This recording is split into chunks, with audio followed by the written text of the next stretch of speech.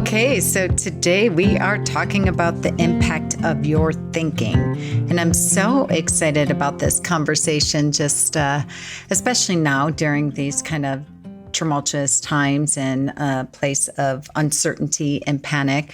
But honestly, this has been going on for a long time. And let me talk about what this means, where, the impact of your thinking that I'm hearing over and over again when I get phone calls, emails, texts, things of that nature. When people are saying, whether it come from the employee side or from the attorney or team leader side, in regards to where they feel like they already know the intentionality and the outcome of the other person. And then what that is doing in regards to creating your reality. So let me give you an example.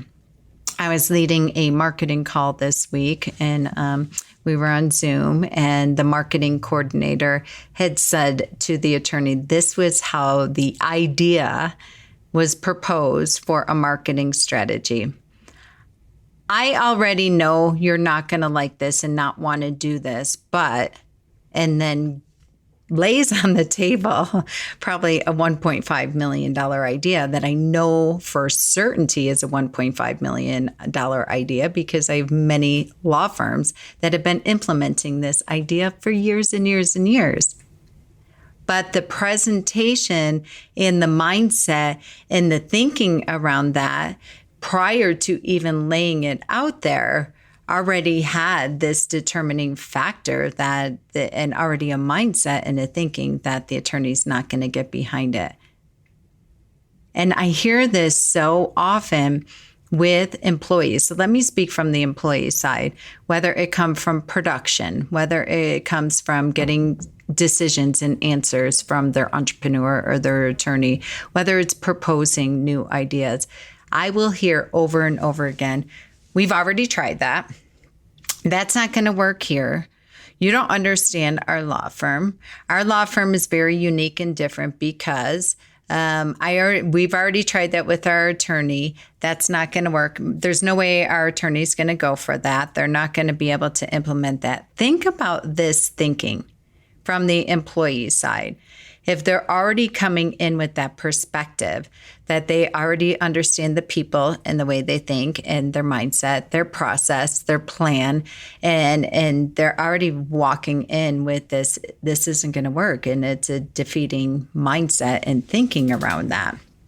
And this is so insidious and so deep in the subconscious. I cannot tell you how often it's really sabotaging you more than you believe. So if you are an employer, pay attention to this language and these words that you are hearing often, and don't give up and don't gloss over them until you can have a breakthrough on your employee side of things. Because so often we might have said no to something a week ago, 2 years ago, 2 months ago, 9 minutes ago.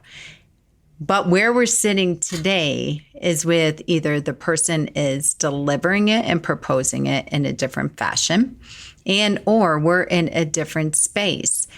So often I will come up to, meetings and show up with my team, and I'll hear things that will say, well, you're always changing your mind on X, Y, and Z, or we have a plan on X, Y, and Z, and I'm not even going to deploy it because you're changing your mind every time we meet again for our marketing meeting. And I say, okay, time out, because I keep hearing this over and over again.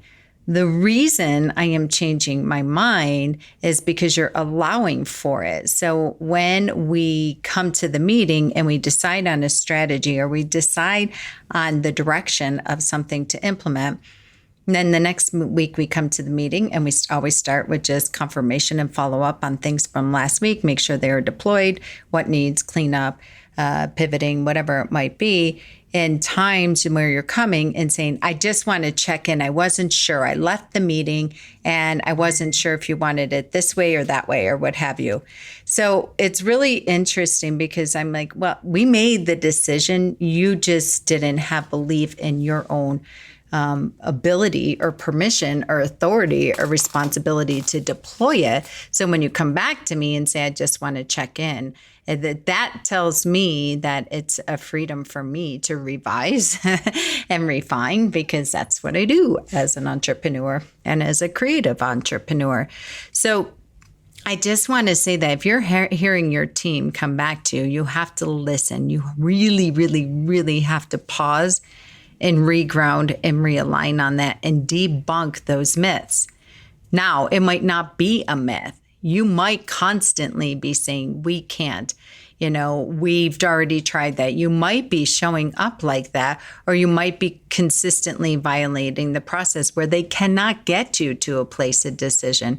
But I'm telling you right now, if that's what you're hearing from your employees, you need to stop and listen. When you pay attention real quickly this week, when you hear language such as this, stop and find the root cause of this and figure out where this mindset is coming from. Is it truth or reality? And then take ownership if that is a message that you are sending, and say, guys, I want to eradicate I can't, we can't from our vocabulary going forward. We are no longer to say we are already tried. We're going to burn the boats, and we're going to start with beginner's mind, and we're going to start taking action.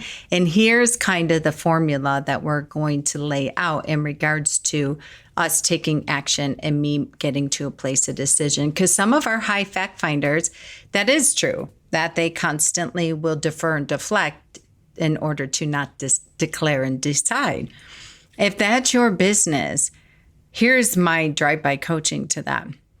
Either number one, shift and step into being a leader and an entrepreneur and stop doing that. And just say you're going to take the next right action every single week.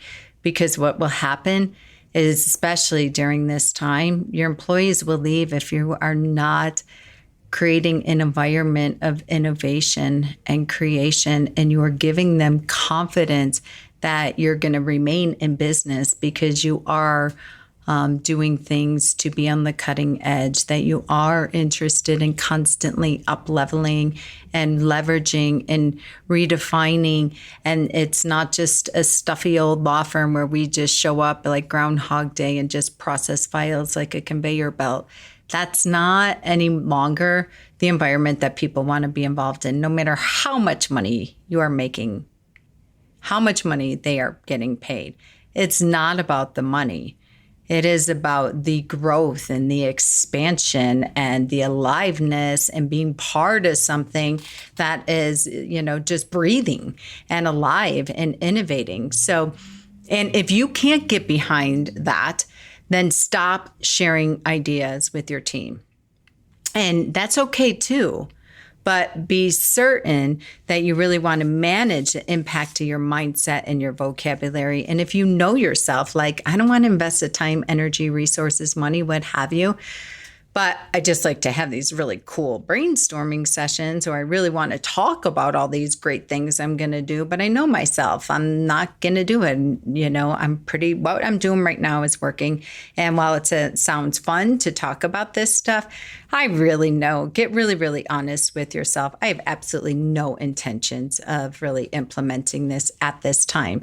So when you're triggered, when you're sensing this, frustration from your team, when you're hearing these words, and you really want to check in and ask yourself, these 3 questions. Is it me? Is it someone else? Or is it something else? So is it me? You might be like, yeah, this is my DNA, this is my makeup, and that's cool. But just stop having these brainstorming sessions, or where they say, when you hear your team giving you the feedback, we're not going to be able, I already know what you're going to say. We've tried. Then really pause and look at yourself. Am I contributing to this for them? Or, am I bringing them into ideas in our team meeting? Are we talking about our SOPs? Are we talking about processes and changing them and making changes? Are we talking about, am I walking in with my cup of coffee and giving these great ideas that I saw on the listserv or so-and-so's YouTube video or podcast I listened to, and it was so great, we should do this? And am I doing that often? Again, when I know in my belly and my bones, I have no desire to do that, which again, I'm not here to shame, blame, or make wrong. It's just be aware and really get honest with that. And then just stop sharing that with your team. Go find another outlet where you can have that, but you're not creating this mindset and the impact of the mindset in your firm that we just talk and never do. So, and then if it's on the attorney side where, you're the attorney and you are violating the processes, you are not getting back to things, and it is you. And really ask yourself that if it is you that is creating for these blind spots, gaps, obstacles that are really leading into the impact of the thinking, where you are the entrepreneur, you are the attorney, and you're thinking this about your team. I don't know what she does all day is what I hear. I'm not going to be able to get her to do X, Y, and Z. Right now she's showing up late all the time. He's not meeting deadlines. He or she always has mistakes, what have you. And I'm not willing to have that conversation with them. I don't want to upset the apple cart. I'm afraid they're going to quit, or, they're so sensitive. And I tried that conversation before and it landed like a lead balloon, whatever it might be. But you're carrying this energy around you. Your team can feel it. Your clients really can feel it. So again, the energy that you bring in, and you've heard me say this before, you are responsible for the energy you leave in the room. And the energy that you leave in the room is impacting the thinking. And the thinking is impacting the results of your firm, whether you know it or not. Whether you're aware of it or not, you're not hiding it from anybody at all. And so really you want to pay attention to that. If you are having these limiting beliefs, thinking around your team, and you are already saying, you already know the outcome, you already know the response, you've already know that they're not going to do X, Y, and Z, this conversation's not, as so often I will get phone calls from people for me to have these conversations with their team because they're not willing to do it. Or something will come up and I'm like, hang on. Quick question. Have you talked to him or her about that? And the answer is no. I'm like, well, you are talking to them. You might not be using the actual physical words and taking them, sitting down and having a crucial conversation. But trust me, you're having the conversation with them, just coming out in this super passive aggressive, thundering silence manner. And that's not working because they're picking up on that. So really pay attention to the impact of your thinking. I'm not talking about the impact to your conversations. So often I was saying good to great always says this is my favorite chapter in the book. The healthier organization is your ability and willingness to have the fist pounding conversations. Now, it doesn't have to be that volatile, but it is the ability to get it out and to have those adult conversations versus the thinking.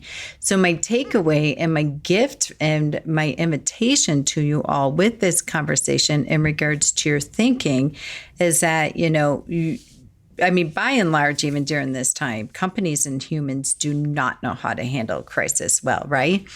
But I'm not giving you guys a pass to blame stuff on the pandemic or COVID or whatever it might be. This has been happening for a really long time on both the employee and the employer side of things. So it really, the pain involved really is a gift right now that you need to know how to respond in the right way. And how to respond in the right way is to pause and to ask yourself, is it me or is it the other person?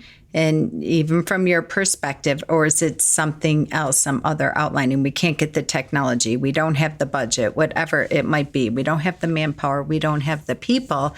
And then from there, you can figure out how to have the conversation about it. But pay attention this week in regards to your thinking and how your thinking is impacting your results. Because if you're walking into a room and the energy that you leave in there is, I'm so frustrated with you, or we never do anything we say we're going to do, you never follow up on X, Y, and Z, we set these deadlines and you're never going to meet them, so why am I even putting them in the calendar?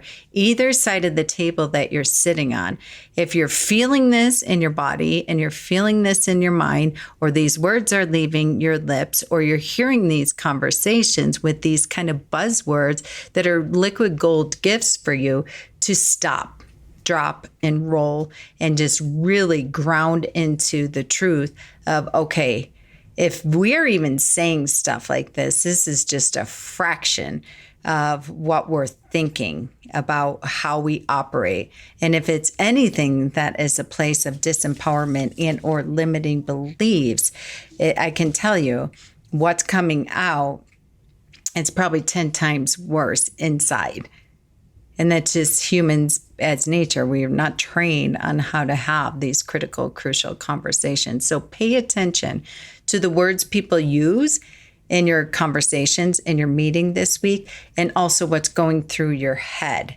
And jot them down and pay attention to them. Run them through the 3 key questions and really make a commitment to change your stinkin thinking, to change your limiting thinking about your employees, your clients, your referral source, whoever it is, outside vendors that you have resentment around. You know, when you have resentment, it's typically because you're abandoning yourself and you're not saying what you need to say. You're violating your own standards around your time, your energy, your money, what have you.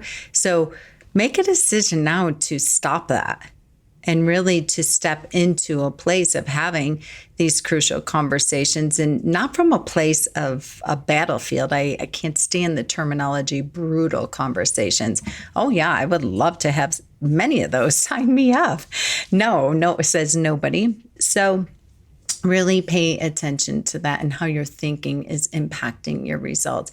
Because I guarantee once you open your mouth and you're like, listen, you know, this is how I'm feeling right now. So often people are like, oh my goodness, like no, or yes, I was feeling the exact same way. And from there, you can really have a very healthy, productive conversation, and then kind of come up with some ground rules of how you're going to operate going forward. And we're never going to suffer in silence, and we're never going to have that stuffing down effect, which will always impact your thinking and your behavior. Let us know how you do this week.